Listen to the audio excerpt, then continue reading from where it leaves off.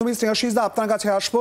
একদিকে যেমন আপনারা কেন্দ্রের বিরুদ্ধে এই দাবিগুলো করছেন, পর না পাওয়ার কথা বলছেন একেবারে তালিকা ধরে ধরে, অপরদিকে আমরা দেখলাম বিজেপির তরফ থেকে বলা হচ্ছে বিভিন্ন ক্ষেত্রে অসত্য কথা বলা হচ্ছে। কেন এরকম অভিযোগ উঠছে? না, অসত্য না, বিষয়টা হলো যে কেন্দ্রীয় সরকার প্রায় 2021 সালের পর থেকে 100 দিনের কাজের টাকা এবং আবাস যোজনার টাকা পুরোটাই বন্ধ করে রেখেছে। এবং আমাদের 2,56,00,000 জব কার্ড হোল্ডার আছে বাংলায়। 99.9% আধার কার্ডের সাথে লিঙ্ক করা আছে এবং এই বাংলা তিনবার কেন্দ্রীয় সরকারের দ্বারা স্বীকৃত প্রথম হয়েছে 100 দিনের কাজে। 31 কোটি 32 কোটি শ্রম দিবস তৈরি করে সেই বাংলাকে 21 সালের পর থেকে 100 দিনের কাজ পুরো বন্ধ। অভিযোগ করছে দুর্নীতি আছে। প্রশ্নটা হলো যে প্রায় 50টার উপরে কেন্দ্রীয় সংস্থা তদন্ত করেছে তন্ন করে পঞ্চায়েতগুলোতে। একটা পঞ্চায়েত প্রধান, একটা পঞ্চায়েতের আধিকারিক যদি দোষী সাব্যস্ত হয় তার নামে এফআইআর হলো না, অথচ লক্ষ লক্ষ কোটির ওপরে মানুষ 100 দিনের কাজ থেকে গরিব মানুষ বঞ্চিত হচ্ছে। এইটা হচ্ছে, আমরা সেটাই বলছি, এ তো জনগণের অধিকারের টাকা। কারণ প্রতিদিন কেন্দ্রীয় সরকার রাজ্য থেকে কর সংগ্রহ করে নিয়ে যায়, সেই করের টাকা দিয়ে কেন্দ্রীয় প্রকল্পের কোথাও 50 কোথাও 60% তারা দেয়। সেটা কি বঞ্চিত করার অধিকার কেন্দ্রীয় সরকারের আছে? নেই। কিন্তু শুধু যেহেতু 21 সালে তারা নির্বাচনে জিততে পারল না, তাই বাংলার মানুষের প্রতি প্রতিহিংসা চরিতার্থ করার এটা হচ্ছে কেন্দ্রীয় সরকারের এবং বিজেপি পরিচালিত সরকারের উদ্দেশ্য। তাই 11 লক্ষ বাড়ি, মাটির বাড়ি, সেটা অনুমোদন করার পরেও তারা দিল না। আজকে রাজ্য সরকার, মমতা বন্দ্যোপাধ্যায় সেটা রাজ্যের কোষাগার থেকে করছি আমরা, কিন্তু কেন? এটা তো আমাদের অধিকারের টাকা ছিল। কেন্দ্রীয় সরকারের এই বঞ্চনা, এত তীব্র বঞ্চনা আগে কখনো দেখা যায়নি। আমরা তখন ছোট ছিলাম, বামফ্রন্ট সরকারও অনেক সময় কেন্দ্রীয় বঞ্চনার কথা বলতেন। কিন্তু এখন যেভাবে বঞ্চনাটাকে যে জায়গায় নিয়ে গিয়ে ফেলেছে কেন্দ্রীয় সরকার, তাতে সবথেকে পেটে লাথি মারা হচ্ছে গরিব মানুষের। আপনি রাজ্য সরকারের এই যে আপনি বলে নাম বদলের বিষয়, নাম বদলের বিষয় হচ্ছে প্রধানমন্ত্রী আবাস যোজনা। আগে কি ছিল? ইন্দিরা আবাস যোজনা ছিল, তার আগে ইন্দিরা সড়ক যোজনা ছিল। সেন্ট্রাল গভর্নমেন্ট বদল করেছে, ভালো কথা। কিন্তু একটা প্রকল্পের 60% সেন্ট্রাল দিচ্ছে, 40% রাজ্য দিচ্ছে। তারপরেও রাজ্যকে মেনটেন্যান্সের জন্য একটা ব্যয় বহন করতে হয় এবং এইগুলোকে এস্টাবলিশ করার জন্য একটা খরচ ব্যয় করতে হয়। তাহলে রাজ্য সরকারের সেটা প্রধানমন্ত্রীর নামে কেন হবে? আমরা তো মুখ্যমন্ত্রীর নামে কোনো প্রকল্প করিনি। আমরা বলেছি বাংলার বাড়ি, আমরা বলেছি বাংলা সড়ক যোজনা। খেয়াল করে দেখুন, যত টাকা লাগে একটা সড়ক, একটা বাড়ি তৈরি করতে, তার পুরোটা বাংলার মানুষের ট্যাক্সের টাকা। কারণ এর 40% যখন আমরা দিই, এটা বাংলার মানুষের ট্যাক্সের টাকা। 60% যেটা সেন্ট্রাল দিচ্ছে, ওটাও এখান থেকেই তারা তুলে নিয়ে গিয়ে সেটা দিচ্ছে। কিন্তু এই নাম বদলের অভিযোগও কিন্তু তাহলে আমরা সঙ্গে করা হচ্ছে বিজেপির তরফ থেকে। আমি সেটাই বলছি, তাহলে বাংলার মানুষের করের টাকা, সেই প্রকল্পটার নাম বাংলা আবাস যোজনা দিয়ে অপরাধটা কোথায় আছে? আমরা তো মুখ্যমন্ত্রী আবাস যোজনা বলিনি। বিমানদা, কেন টাকা দেওয়া হচ্ছে না, মানুষ বঞ্চিত হচ্ছে? স্নেহাশিসদা সরাসরি অভিযোগ করছেন, আর আজকে নয় তো।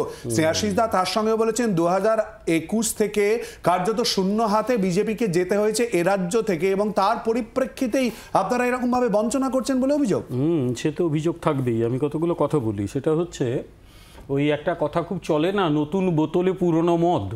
বেসিক্যালি কথাটা মার্ক্সীয় একটি শব্দ থেকে এসেছিল। উনি বিভিন্ন এক্সপ্লয়টেটিভ সিস্টেমকে চেঞ্জ করাতে বলতেন যে একই জিনিসটা চলতো, নতুন বোতলে পুরনো মদ ঢুকতো, সমাজতন্ত্র হলে কেবলমাত্র সেটা একটা নতুন কিছু হতে পারে। তো আমাদের এই কথাগুলো, এই তৃণমূল যা বলে চলেছে, নতুন বোতলে পুরনো মদ চালাচ্ছে, প্রত্যেক বছর একই অভিযোগ ঘুরে ফিরে আসে এবং তারপরে সেই উত্তর দেওয়া হয়, আর কিছুদিন পরে আবার বিধানসভা বা লোকসভায় হইচই হবে। আমি শুধু কতগুলো কথা বলি, একে একে বললে সময় লেগে যাবে, আমি খুব সংক্ষেপে কথা বলি। 100 দিনের কাজের প্রকল্পে পশ্চিমবঙ্গ প্রথম। এটা খুব কৃতিত্বের বিষয় নয়, কারণ এ রাজ্যে কোনো কাজকর্ম নেই। লক্ষ লক্ষ মানুষ বাইরে গিয়ে কাজ করে, কত লক্ষ আজ অব্দি কোনো হিসেব আমরা পশ্চিমবঙ্গ সরকারের তথ্য, কেন্দ্রীয় সরকারই তো এই তথ্য। আমি বলছি কত লক্ষ মানুষ বাইরে কাজ করে, তার কোনো হিসেব পশ্চিমবঙ্গ সরকার দেয়নি। ওটা পশ্চিমবঙ্গ সরকার হিসেব করার কথা। আমি বলছি এই রাজ্য ছেড়ে যারা বাইরে পরিযায়ী শ্রমিক হিসেবে যায়, যাদের একটা বড় অংশকে আমরা দেখলাম 2020-21 সালে কিভাবে তারা পশ্চিমবাংলায় ফেরত এসেছিল, তখনই আমরা বুঝতে পারলাম এই রাজ্যে কাজের অবস্থাটা কি। এক। দ্বিতীয় কথা, 2019-এর আগে থেকেই বারবার এই রাজ্য সরকারকে বলা হচ্ছিল যে এখানে টাকা চুরি হচ্ছে, টাকা আটকাতে হবে, জব কার্ড ভুয়ো, তোমরা ওগুলোকে ইয়ের সঙ্গে আধার কার্ডের সঙ্গে লিঙ্ক করো। বারবার নির্দেশ দেওয়া সত্ত্বেও তারা তখন করেনি। পরে যখন করলো দেখা গেল 30 লক্ষ আধার কার্ড ভুয়ো বেরোলো। যে টাকাটা তুলে নেওয়া হয়েছে কেন্দ্রের কাছ থেকে, বলা হয়েছে লোকগুলোকে চিহ্নিত করে দোষী সাব্যস্ত করো। আমি মন্ত্রীমশাইয়ের কাছে জানতে চাইছি কটা লোককে দোষী সাব্যস্ত করেছে? উনি তো পাল্টা বলছেন যে দোষী সাব্যস্ত করেননি কেন, গ্রেফতার করেননি কেন? আমি বলে দিচ্ছি, সেটা হচ্ছে বিষয়টা হলো পশ্চিমবঙ্গে 99.9% আধার কার্ডের সাথে লিঙ্ক আছে। আপনি অন্য স্টেটগুলো দেখুন, পশ্চিমবঙ্গ প্রথম সারিতেই আছে।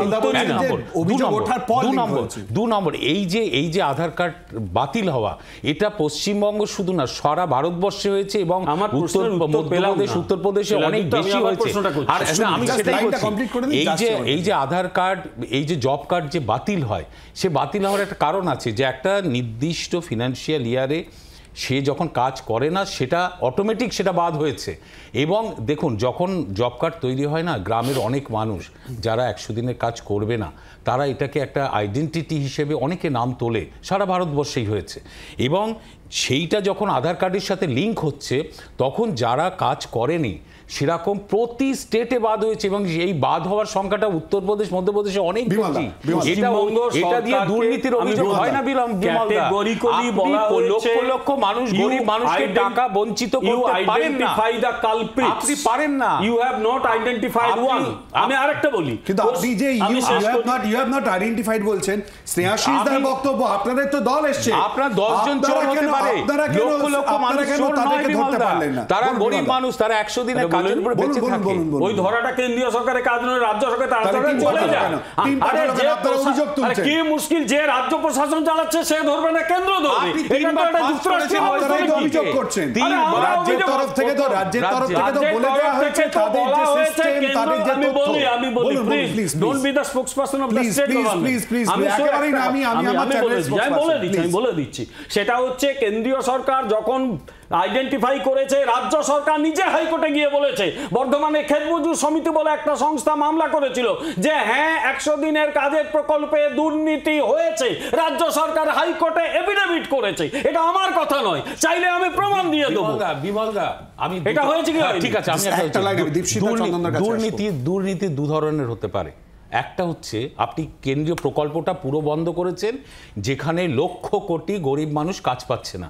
দু রকম হতে পারে, যে রাজ্য সরকার যদি এন্টায়ারলি নিজে কোনো টেকনিক্যাল ভুল বা কোনো ধরনের হিসাব নিকাশের ভুল বা এটা হতো, আপনি বন্ধ করা, আর ওই গরিব মানুষের মধ্যে 5টা চুরি করলো বলে আপনি কোটি মানুষের কাজ খেয়ে নিলেন।